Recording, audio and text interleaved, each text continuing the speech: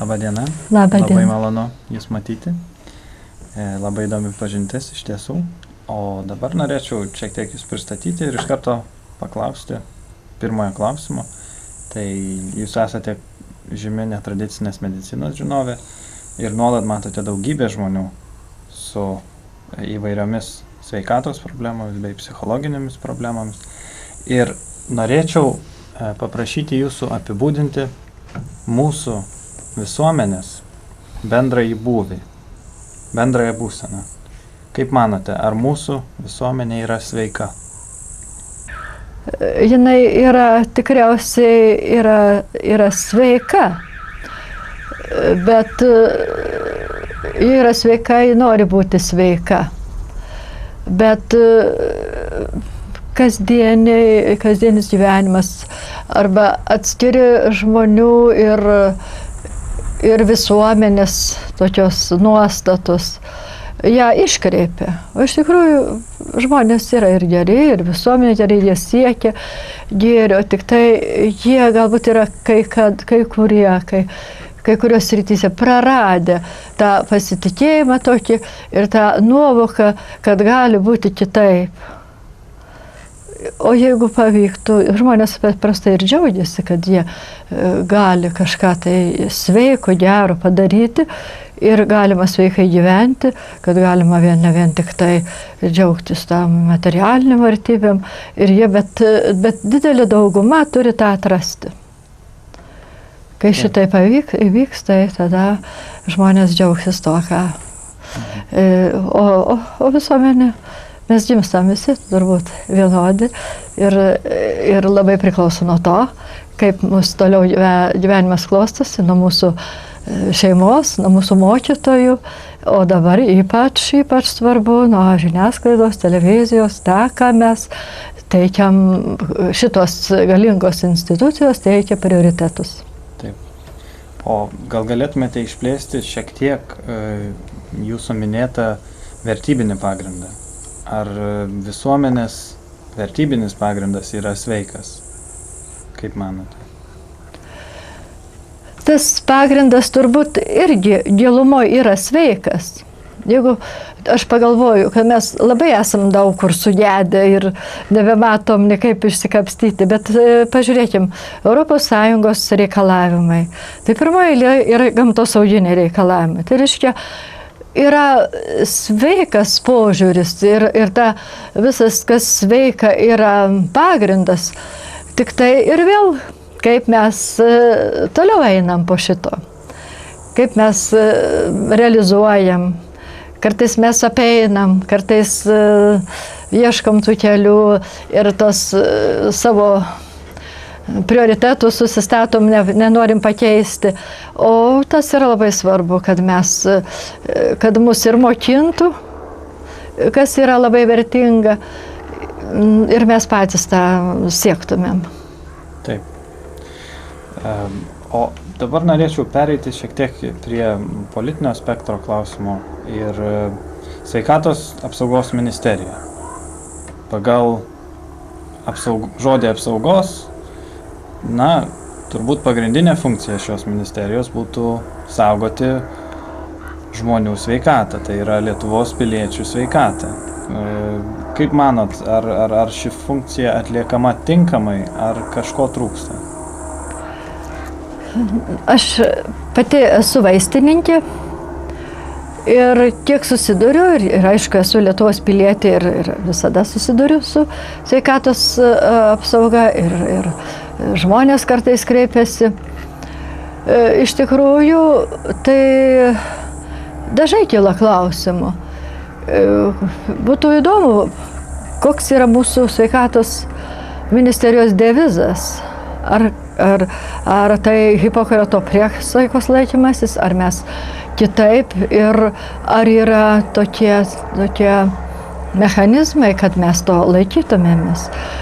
Man atrodo, kad kai kur tie prioritetai labai prasilenkia su sveikatos apsauga.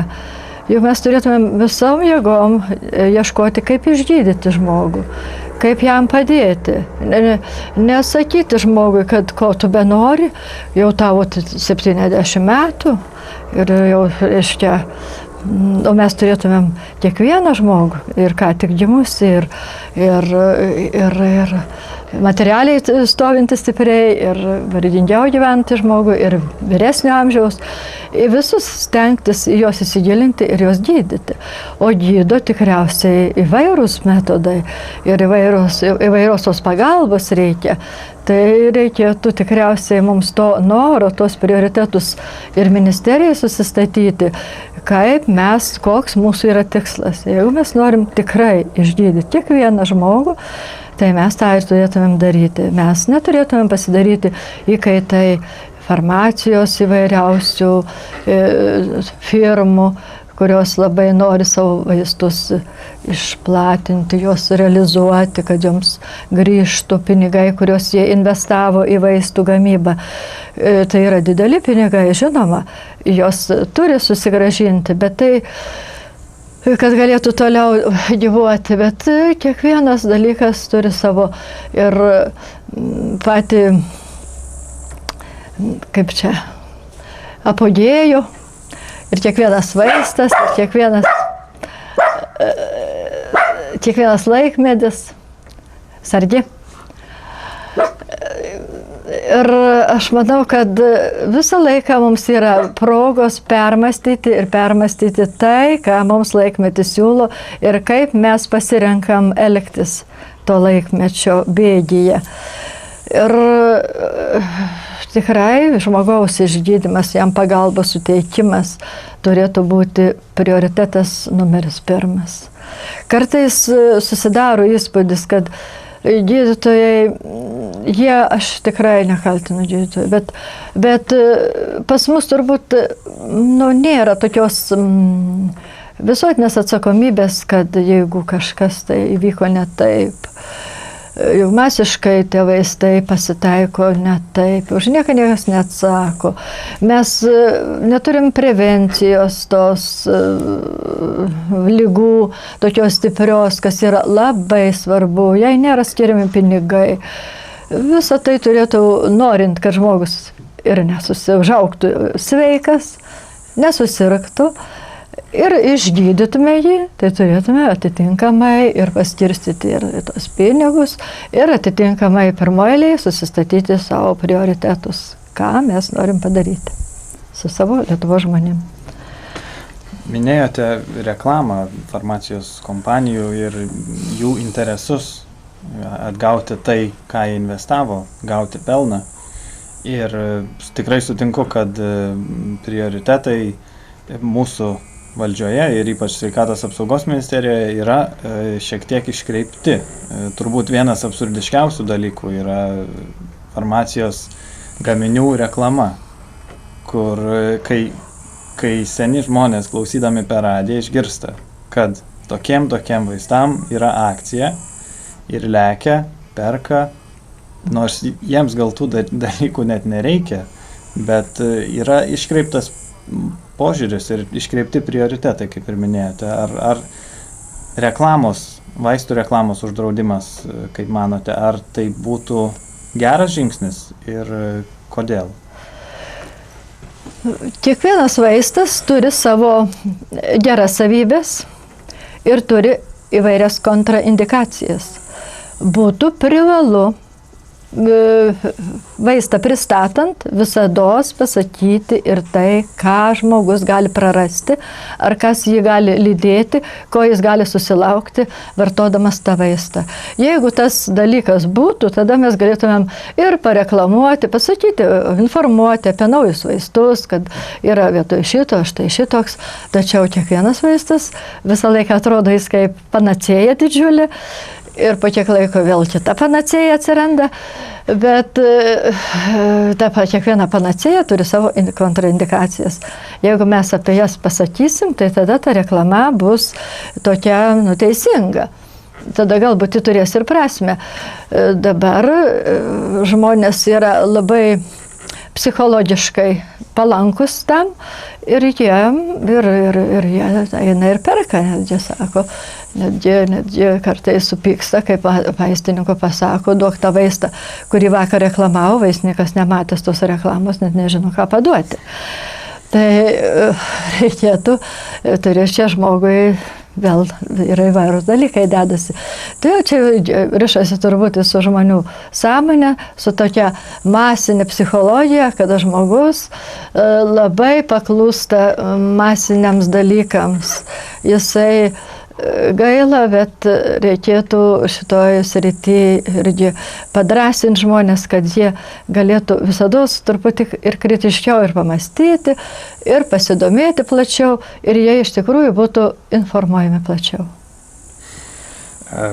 Sutinku su jūsų pozicija, man taip pat tai atrodo tikrai prioritetų maišymas ir žmonių tam tikras sudaiktinimas. Bet dabar norėčiau sugrįžti prie jūsų specializacijos, tai yra netradicinė medicina, ir šiek tiek panagrinėti tradicinės ir vadinamosios netradicinės medicinos santykį. Yra šalių, ypač Europoje, kurios puikiai randa balansą tarp šių dviejų šakų ir gauna tikrai puikių rezultatų.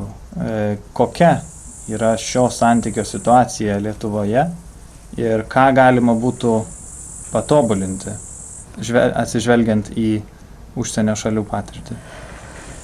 Dabar toks yra toks momentas, toks laikas, kada mes turim, farmacininkai turi pritaikinti savo vidaus įstatymus, pritaikyti pagal Europos reikalavimus. Ir visa tai yra palikta vidaus sprendimams. Ir kaip kuri šalis sugeba pritaikyti, pasinaudoti visų to paveldu, ką turi, ir jį panaudoti žmogaus sveikatai, tai taip šalis tokius įstatymus ir priima. Aš labai linkėčiau, kad mūsų sveikatos ministerijos įstatymų leidėjų patarėjai būtų labai plataus požiūrio, kad jie su savo įstatymais neuždraustų to, ką mes turim. Mes esam vieni turtingiausių liaudės medicinos požiūrių ir pažinimo gamtos požiūrių, galim sakyti, Europoje, nes mes paskutiniai pagonys buvom ir tas ryšys su gamta mūsų ir senelių ir mūsų yra didžiulis, ir mūsų gamta dar yra labai tokia turtinga. Mes esam tokioj geografiniai tokiai vietoje, kur pas mus ir dabar viskas aplink žvaliuoja, žydi. Mes turim didžiulius resursus. Ir jeigu mes juos visus galim panaudoti savo žmonėms, gydyti ir išmokyti juos, padrasinti ir kartu juos saugoti, kad tai būtų teisingai. O saugo įstatymai. Jeigu mes priimsim įstatymus, kurie neriboja tų galimybių, kurias mes turim, kad leistų įsiskleisti mūsų mokslo potencialui, kuris yra ir medicinos institute, farmacijos fakultete, kuris yra sukauptas etnologiniuose centruose, kad mes tą visą mokėtumėm panaudoti. Tai aš manau, mes tikrai liaudį savo laikytumėme laisvėje pasirinkimo, kokį naudoti metodą ir kaip jo galbūt ir šitą. Ir žmonių pasitikėjimas to, kad jis pats gali tikrai būti pagydytas, jo bus ar pats prisidėti prie savo gydymo, bus daug stipresnis ir žmonės mūsų bus psichologiškai laisvesni, džiugesni, man atrodo, ir patys gydytojai tikrai turės geresnių rezultatų.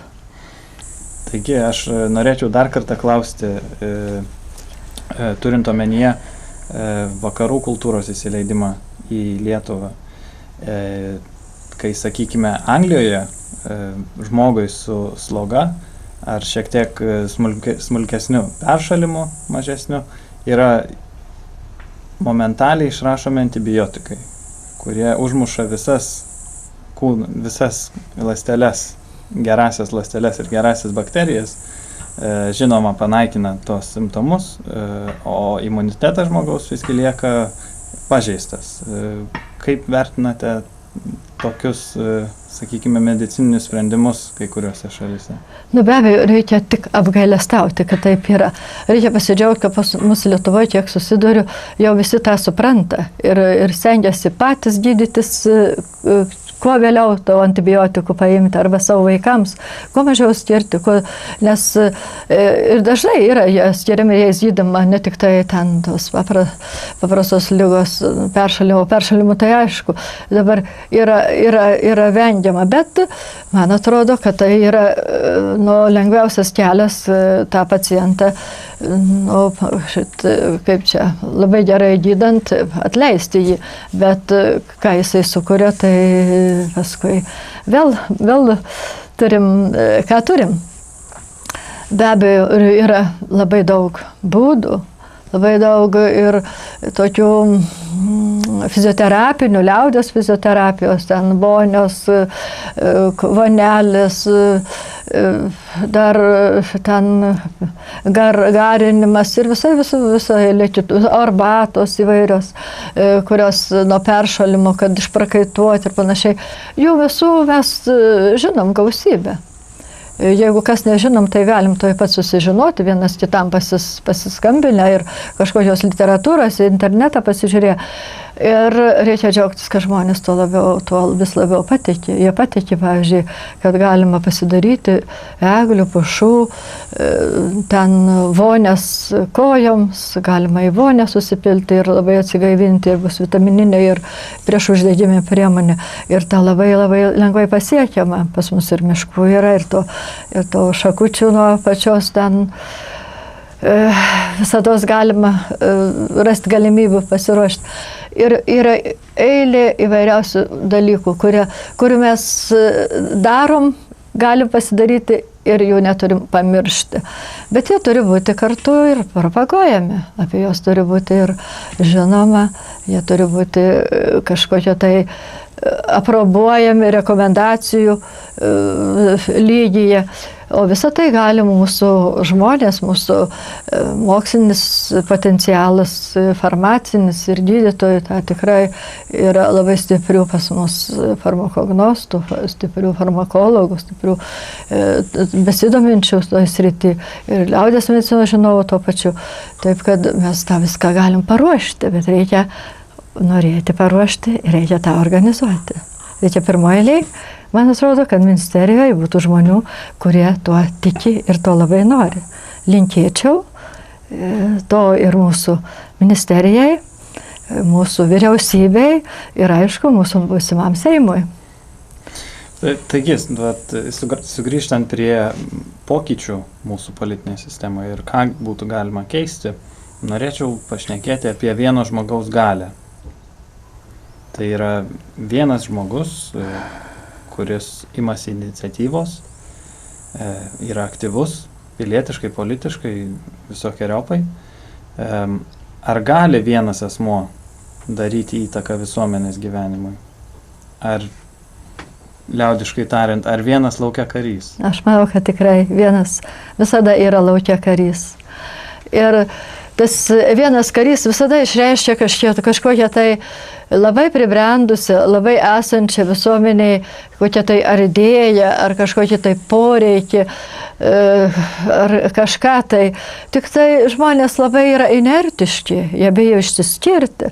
Ir jeigu vienas nusprendžia tą daryti, manau, kad daugelis aplinkui širdį jam pritarė ir džiaugiasi, kad yra žmogus, kuris nebijo, kad jis bus ir pajoktas, pašieptas, arba jis galbūt pralaimės, kuris nebijo to, bet jie visi, dauguma širdį jį gerbė, jeigu jis išsako, išreiškia jų mintis. Man atrodo, čia panašiai kaip ir,